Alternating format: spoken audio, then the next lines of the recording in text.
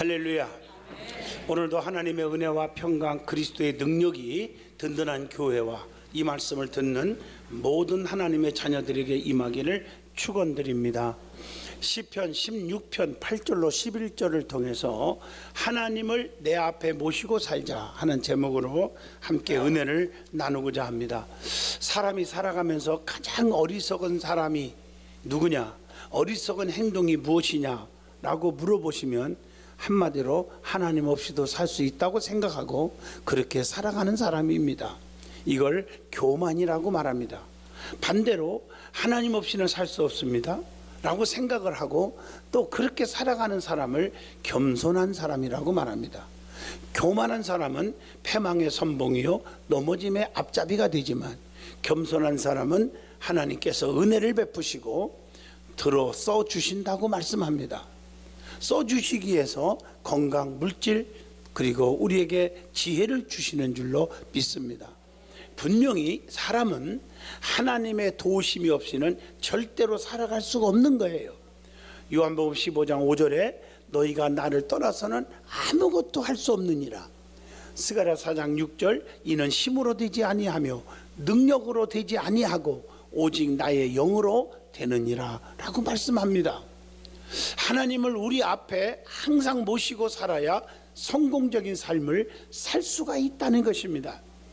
여호수아가 여리고성을 무너뜨리기 위해서 요단강을 건널 때에도 법궤 또 제사장을 앞세웠어요.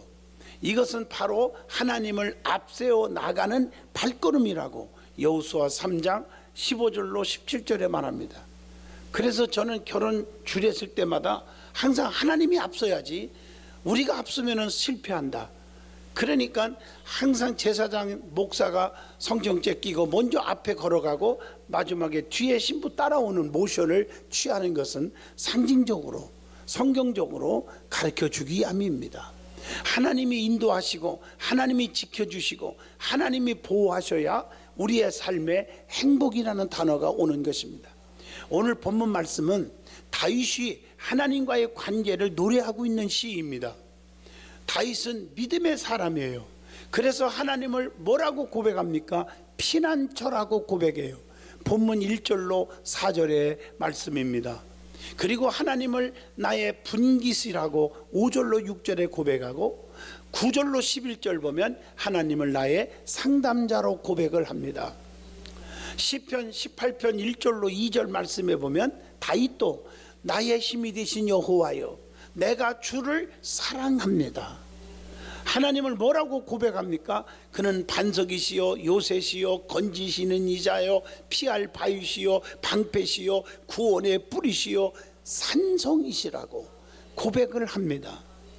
여러분, 이 고백이라는 게 참 중요한 거거든요. 부부지간에도 왜 자꾸 다투고 힘들어집니까? 고백이 없어서 그래요. 내 일생에 정말 잘한 것 한 가지가 있다면 내가 당신을 만난 거요. 이렇게 오늘 집에 가셔서 고백을 한번 해보세요. 원피스 얻어 입을 거 3피스 10피스를 얻어 입을 줄로 믿습니다. 고백을 잘하세요. 왜 여러분 베드로가 천국 열쇠를 받았습니까? 주는 그리스도시요 살아계신 하나님의 아들입니다. 그럴 때 바요나 시모나 네가 참 복이 있다고 그렇게 말씀하고 있지 않습니까?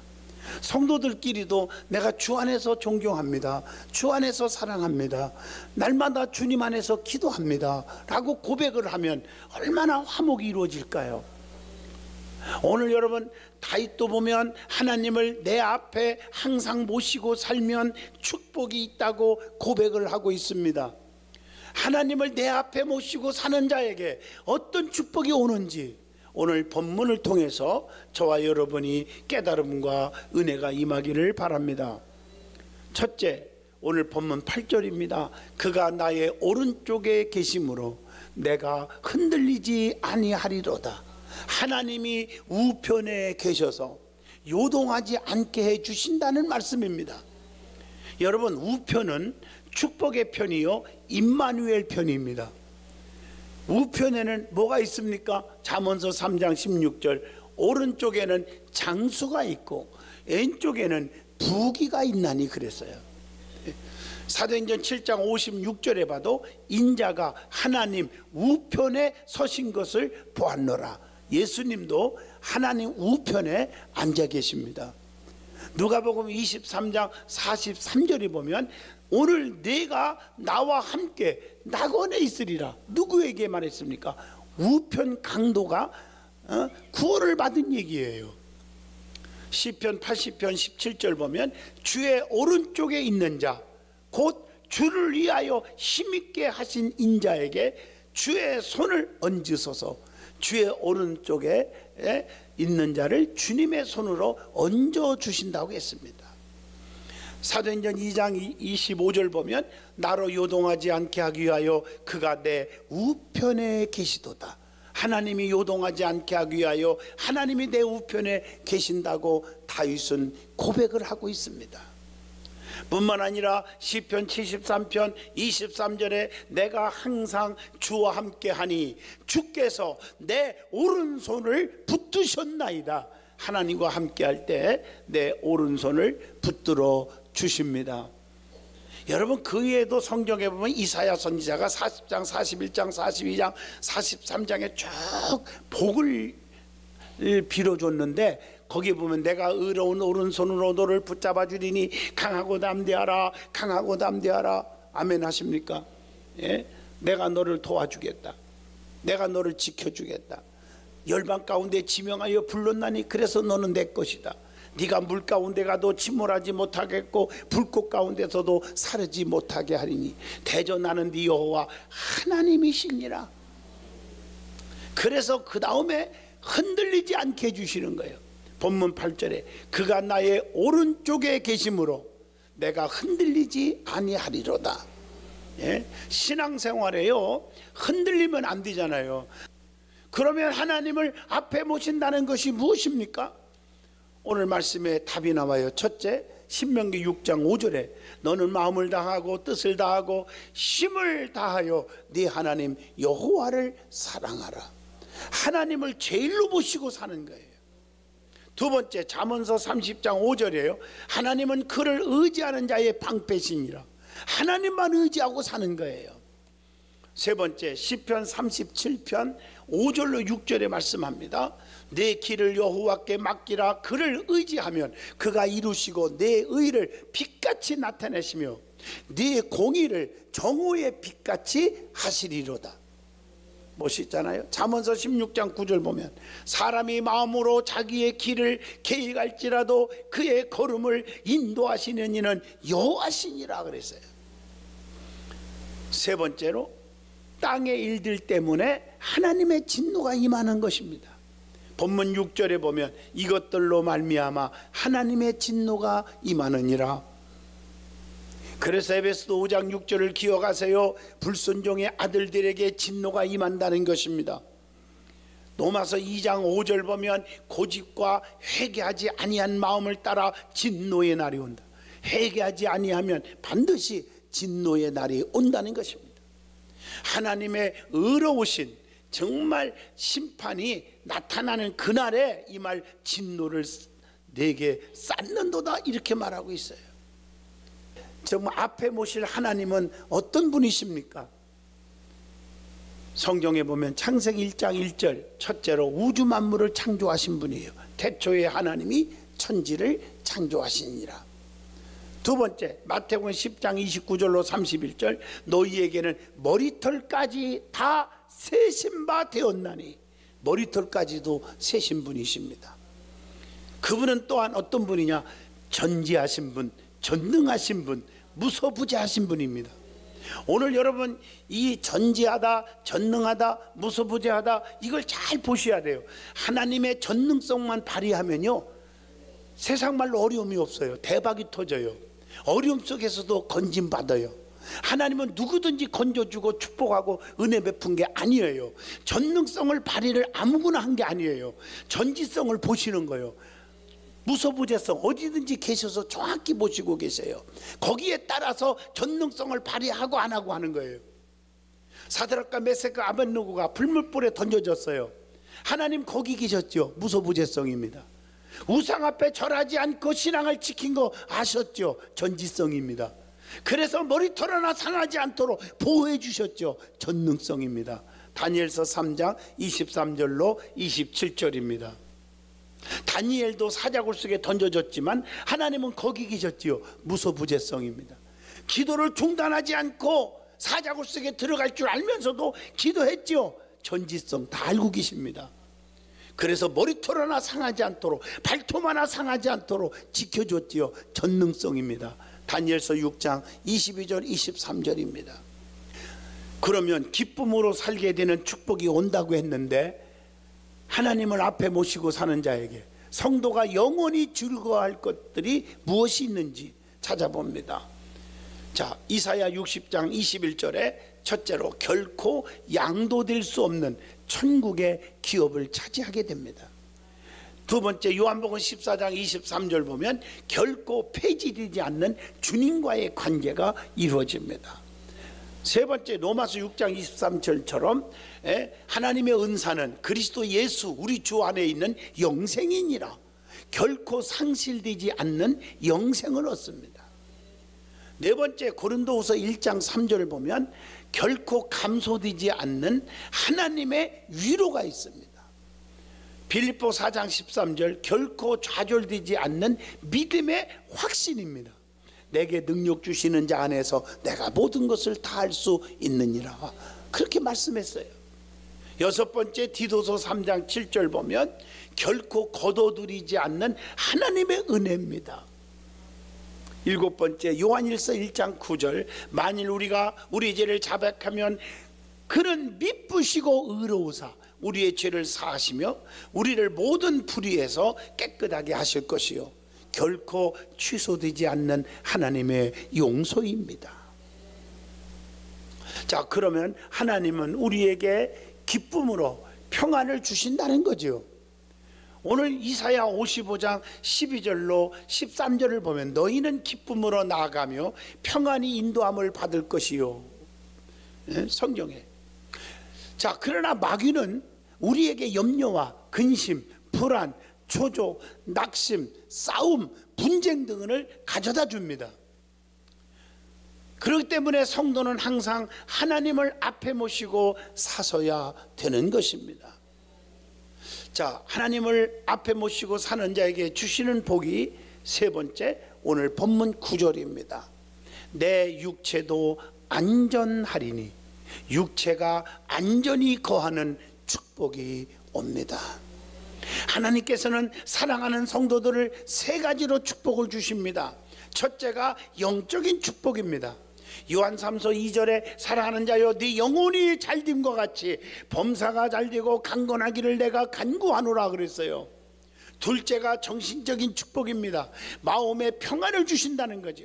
요한복음 14장 27절, 평안을 너희에게 끼치노니 곧 나의 평안을 너희에게 주노라. 세 번째가 육적인 축복입니다.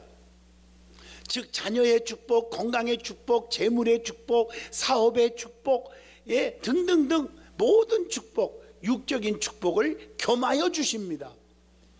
특별히 하나님께서는 자기 백성이 이 땅에서 육적인 안정의 축복을 주시기를 지금도 원하신다고 했어요. 마태복음 7장 9절로 11절, 시편 23편 1절로 2절. 우리가 저주받고 망하기를 원하는 하나님이 아닙니다. 그래서 하나님은 성도들을 이 땅 위에 안전히 거하게 하시기 위해서 어떻게 하신다? 실족하게 하지 않으신다. 실족하지 아니하셨도다. 시편 17편 5절에 말씀합니다. 그러면 실족하지 않는 방법이 무엇입니까? 우리는 성경을 통해서 이렇게 정말 우리는 맞춰서 가르쳐 줘야 됩니다. 성경에 근거가 있어요. 첫째, 주의 길을 굳게 지켜야 한다는 거. 시편 17편 5절에 나의 걸음이 주의 길을 굳게 지키고 실족하지 아니하였나이다 그랬어요. 여러분, 실족당하면 안 되잖아요. 두 번째, 시편 37편 31절에 그의 마음에는 하나님의 법이 있으니 그의 걸음은 실족함이 없으리로다. 이 말은 하나님의 법의 인도, 하나님의 말씀의 인도를 받아야 한다는 것이죠. 그래야 실족당하지 않는 것입니다. 세 번째 잠언서 3장 21절 보면 내 아들아 완전한 지혜와 근신을 지키고 이것들이 내 눈앞에서 떠나지 말게 하라. 완전한 지혜와 근신을 지켜야 한다는 거죠. 네 번째 요한복음 11장 9절입니다. 진리의 빛 가운데 거하여야 합니다. 다섯 번째 요한복음 16장 1절로 2절에 주의 말씀을 기억하고 살아야 합니다. 여섯 번째 로마서 14장 13절 그런즉 우리가 다시는 서로 비판하지 말고, 네? 남을 비판하지 말으라겠어요. 일곱 번째 베드로후서 1장 10절 보면 그러므로 형제들아 더욱 힘써 너의 부르심과 택하심을 굳게 하라. 하나님의 부르신 소명대로 행하라는 것입니다. 자, 그러면 하나님을 공경하는 자가 복을 받는데 공경하는 자가 받을 복이 성경에 요약하면 세 가지입니다. 첫째, 하나님만 사랑하고 하나님을 따르고 공경하면 재물의 복이 있습니다.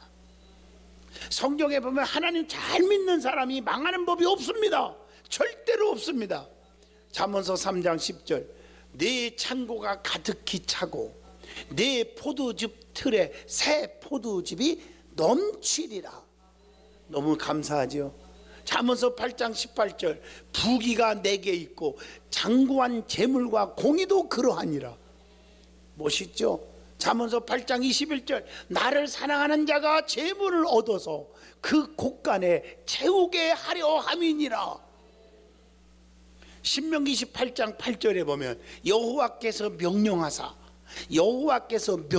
하사 내 창고와 내 손으로 하는 모든 일에 복을 내리시고 네 하나님 여호와께서 내게 주시는 땅에서 내게 복을 주실 것이며 그랬어요.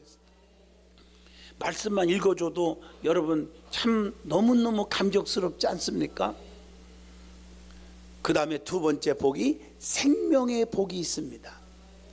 잠언서 3장 18절에 지혜는 그 얻는 자에게 생명나무라 지혜를 가진 자는 복되도다. 잠언서 3장 2절 내가 장수하여 많은 해를 누리게 하며 평강을 토하게 하리라.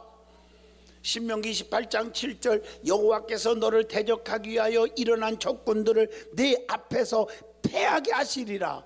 원수 앞에 상을 베푸시는 하나님. 세 번째 복이 뭐냐? 심령의 복이 있어요. 하나님을 경외하는 자에게 내 심령의 복을 주신다. 그래서 시편 4편 7절에 주께서 내 마음에 두신 기쁨은 그들의 곡식과 새 포도주가 풍성할 때보다 더하니이다. 하나님 주시는 기쁨은요 천만금을 얻는 것보다 더 귀하대요. 에레미야 31장 25절 내가 그 피곤한 심령을 상쾌하게 하며 모든 연약한 심령을 만족하게 하였음이니라. 복이잖아요. 에레미야 애가 3장 58절에 주여 주께서 내 심령의 원통함을 풀어주셨고 내 생명을 속량하셨나이다. 여러분 속에 억울한 일이 있습니까? 가슴에 통곡할 일이 있습니까? 하나님이 해결해 주신대요. 풀어주신답니다. 축복하신답니다. 자, 그러면 육체가 안전히 거하는 축복의 약속들이 성경에 수도 없이 많이 또 기록되어 있어요.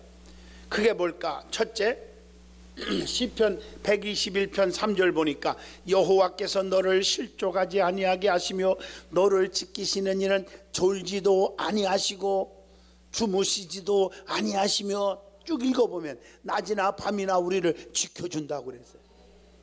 잠언서 3장 23절 네가 내 길을 평안히 행하겠고 네 발이 거치지 아니하겠으며 우리의 길을 하나님께 지켜준다는 거죠. 요한 3서 2절 영혼이 잘된 것 같이 범사도 잘되고 강건하는 축복을 주신다고 했습니다. 네 번째 출애굽기 16장 35절 민수기 20장 11절 등등 보면 광야에서 하나님의 백성들에게 40년 동안 만나를 주셔서 먹게 하셔서 반석에서 샘물 터져 나와 물을 마시게 하셨잖아요. 밤에는 불기둥으로 낮에는 구름기둥으로 보호와 인도와 지켜주셨지 않습니까? 하나님을 앞에 모시고 사는 자에게 네 번째 축복이 본문 10절입니다. 주께서 내 영혼을 수월에 버리지 아니하시며, 그래서 시편 49편 15절에 내 영혼을 수월의 권세에서 건져내시는도다 셀라, 이렇게 말하고 있어요. 이 본문의 이 말씀은 우리에게 부활의 소망을, 확신을 넣어주는 말씀인 줄로 믿습니다. 여러분, 기독교에서 말하는 부활은 현생에서 부활하는 일시적인 부활만이 아니라 영원한 세계에 들어가는 영광스러운 부활을 의미합니다. 이런 영광의 부활은 그리스도의 재림을 통해서 우리가 반드시 이루어지게 될 줄로 믿습니다. 그러므로 우리는 그리스도의 재림을, 주님의 다시 오심을 기대하며 신앙생활을 인내하고 하셔야 합니다.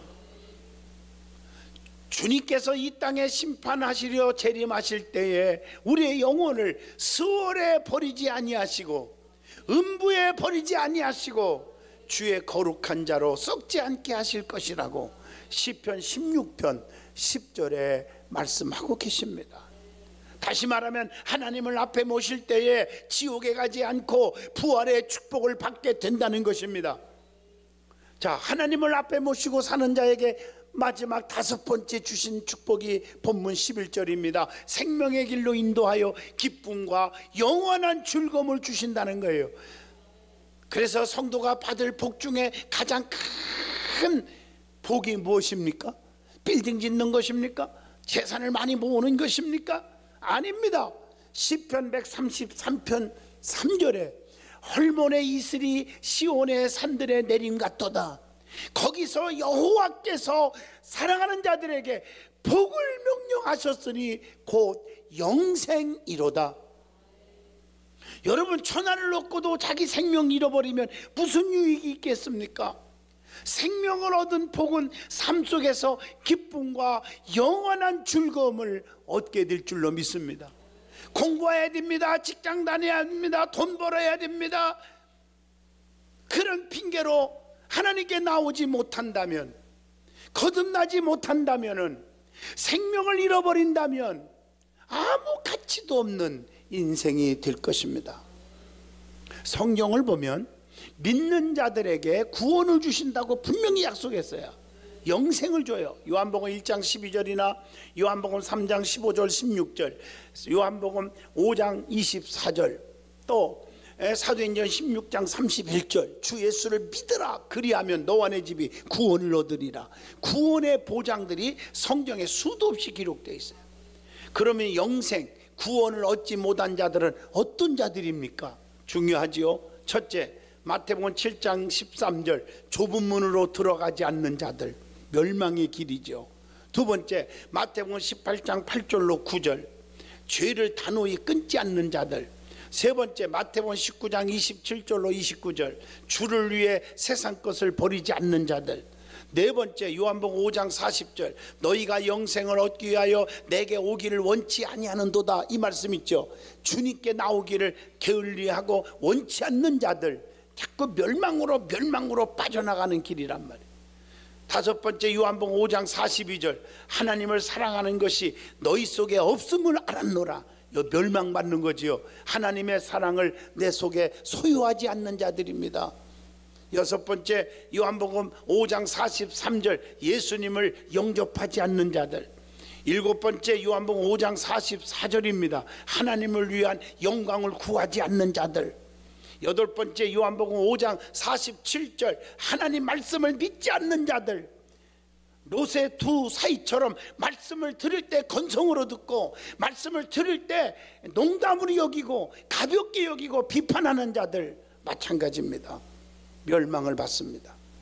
아홉 번째, 야고보서 1장 12절, 주의 시험을 참지 못하는 자들 다 멸망을 받는 것입니다. 결론입니다. 하나님을 내 앞에 모시고 사는 자는 세상에서 가장 행복을 느끼고 살게 될 것입니다. 그것은 하나님께서 책임져 주시기 때문입니다. 하나님께서는 이스라엘 백성들이 하나님을 앞세울 때 항상 그들에게 기적을 베풀으셨습니다. 일곱 양각 나팔을 잡고 일곱 제사장 주의종을 앞세우고 하나님의 언약궤를 앞세울 때 요단강을 건널 수가 있었고 여리고 성도 무너뜨릴 수가 있었음을 여호수아 3장 6장까지 쭉 나옵니다. 그러므로 모든 성도는 자신을 앞세우지 말고 자기 경험과 이론을 앞세우지 말고 교만하지 말고 하나님을 앞세우고 살아가시기를 축원드립니다.